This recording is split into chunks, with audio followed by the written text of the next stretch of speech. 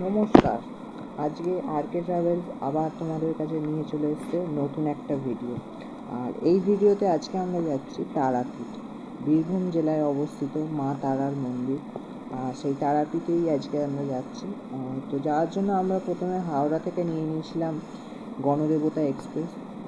এই ট্রেনের 2S reservation ভাড়া নেয় হচ্ছে 100, এবং যদি তোমরা জেনারেলে যেতে চাও সেক্ষেত্রে তোমাদের 85 টাকা করে এখান থেকে হাওড়া থেকে রামপুরহাট অবধি পড়বে। এই ট্রেনের ছাড়ার সময় হচ্ছে 6:05, ভোরবেলা সকাল 6:05 এই ট্রেন হাওড়া থেকে ছাড়ে এবং 9:45 মধ্যে তোমাদের রামপুরহাট স্টেশনে নামাবে। তো আমরা এই মুহূর্তে কিন্তু হাওড়া স্টেশনে ট্রেনের ওপর বসে আছি। সিটিং অ্যারেঞ্জমেন্ট এরকম তোমরা দেখে নাও। আমাদের D1 সিট পড়েছিল। সিটিং অ্যারেঞ্জমেন্ট যেরকম নর্মালি থাকে 2S কামরা, সেরকমই সিটিং অ্যারেঞ্জমেন্ট আছে। আর এই হচ্ছে ট্রেনের মানে পুরো অ্যারেঞ্জমেন্টটা দেখে নাও। এই ট্রেনে কোনো প্যান্টিকার নেই, তো সেই কারণে ট্রেনে খাবার দাবার খুব কমই ওঠে না বলা যায় না, তবে খুব কম ওঠে। যারা মানে ভোরের দিকে যাবে তারা অবশ্যই ঘর থেকে কিছু খাবার নিয়ে ওঠে কম খাবার ওঠে। তো যাই হোক, এবার আমাদের ট্রেন কিন্তু পারফেক্ট অন টাইমে ট্রেন ছেড়েছে। দেখতে পাচ্ছ 6:05 বাজে আমাদের ট্রেন কিন্তু ছেড়ে দিয়েছে হাওড়া থেকে।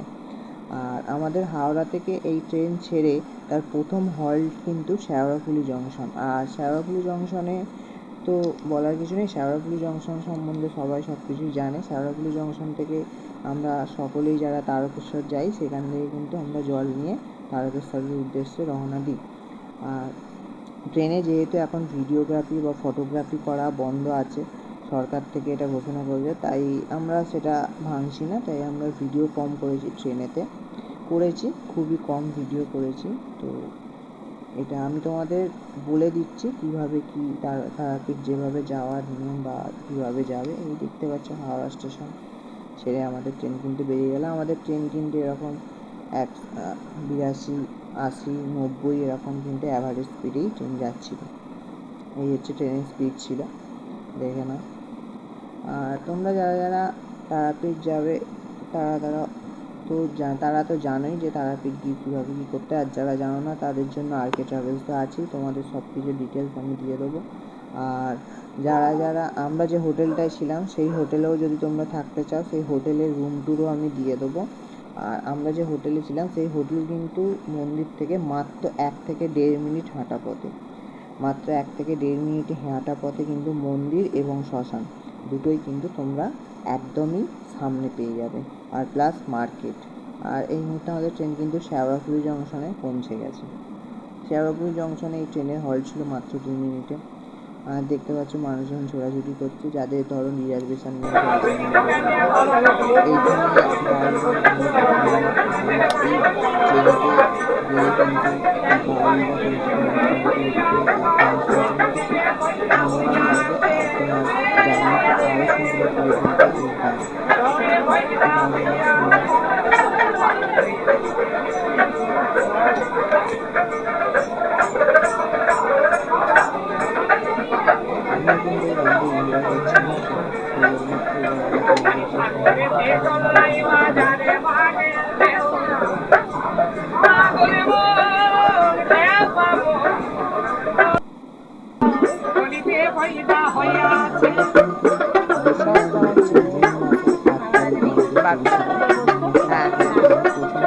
গান ভালো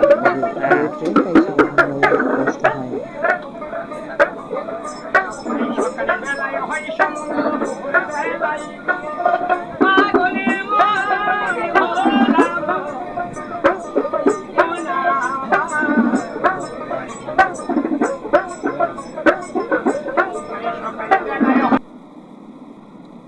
আর এই মুহূর্তে আমাদের ট্রেন কিন্তু বোলপুর শান্তিনিকেতন স্টেশন কিন্তু ছেড়ে বেরিয়ে যাচ্ছে।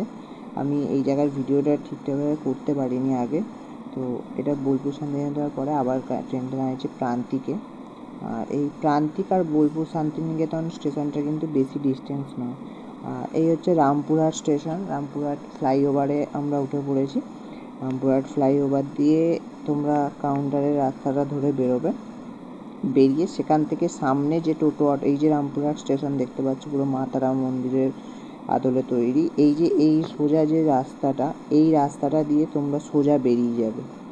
এই সামনেও অনেক টোটো আছে, গাড়ি আছে, কিন্তু সেক্ষেত্রে এরা অনেক টাকা বেশি নেয়, এরা ভাড়া বেশি বলে। তো তোমরা যদি ওই মোড়ের মাথায় বেরিয়ে যেতে পারো, সেখানে তোমাদের কিন্তু ভাড়া অনেকটা কম পড়বে। তবে হ্যাঁ, একটু ওয়েট করতে হবে। আমরা ওয়েট করে লাস্টে গাড়ি পাইনি, সেই কারণে একটা টোটো রিজার্ভ করেছিলাম। টোটোটা আমাদের 4 জনের নিয়েছিল 160 টাকা, মানে পার হেড 40 টাকা করে নিয়েছিল। আর আমাদের মোটামুটি যেতে রামপুরহাট স্টেশন থেকে তারামা সরণি যেতে মোটামুটি 20 মিনিট লাগে। তোমরা যারা যাও তারা তো জানোই, মোটামুটি 20 মিনিট থেকে 25 মিনিট টাইম লাগে তারামা সরণি যেতে। আর সেখান থেকে আমাদের হোটেলটা একদমই কাছে। হোটেলের আরেকটা ভিডিও আসবে, যেখানে হোটেলের রুম ট্যুর দেওয়া থাকবে। আর আমরা কিন্তু সাইট সিনও করেছিলাম, সেই সাইট সিনের ভিডিও কিন্তু তোমাদেরকে দেবো।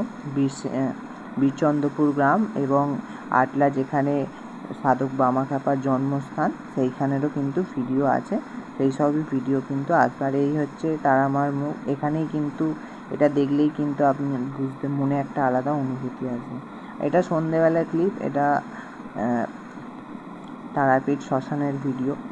তারাপীঠ শ্মশান কিন্তু মানুষে অনেকেই বলে তারাপীঠ শ্মশানে লাইট লাগিয়ে দিয়েছে, তবে আমি গেলাম, এরকম এই চিত্র দেখলাম। যত যাই বলুক, এটা একটা মহা শ্মশান, তাই এখানে যতই লাইট জ্বালুক নাই জ্বালুক, এই শ্মশান কিন্তু এক অন্যরকম মনে অনুভূতি জাগায়।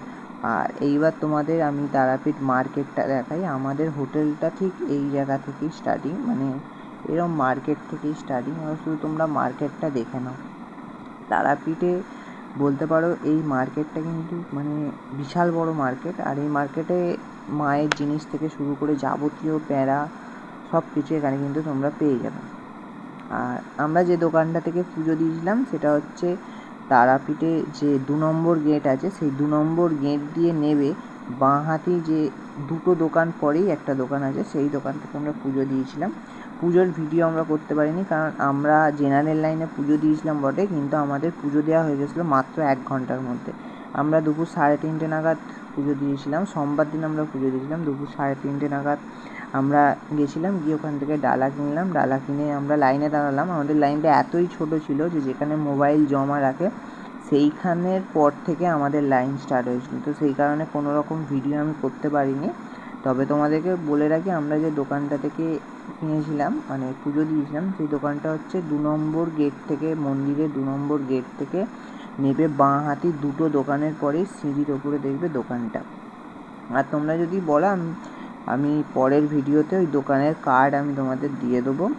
আর এইখানে এই যে 2 নম্বর গেট, এটাই হচ্ছে 2 নম্বর গেট। এবং আমাদের যে হোটেল, সেই হোটেল থেকেই 2 নম্বর গেট জাস্ট হেঁটে 1 থেকে 1.5 মিনিটের রাস্তা। আর এই তো দেখতেই পাচ্ছ বিশাল বড় তারাপীঠ মার্কেট, কিন্তু বিশাল বড়। এখানে প্যাঁড়া পাওয়া যাচ্ছে, খাজা পাওয়া যাচ্ছে, এবং ল্যাংচা তো এখানে বিখ্যাত, ল্যাংচাও পাওয়া যাচ্ছে। এই হচ্ছে একটা দোকান। এই দোকানটায় নানান রকম ঘর সাজানো শোকেস থেকে শুরু করে ফটো ফ্রেম, পিতলের ঠাকুরের জিনিসপত্র সব কিছুই এখানে কিন্তু অ্যাভেলেবেল ছিল। আর একটা জিনিস বলে রাখি, তোমরা যারা তারাপীঠ যাবে তারা যদি পারো রিজার্ভেশন ট্রেনেতেই যাবে, কারণ জেনারেলে প্রচণ্ড ভিড় হয়। তো সেই কারণেই আর কি বলা।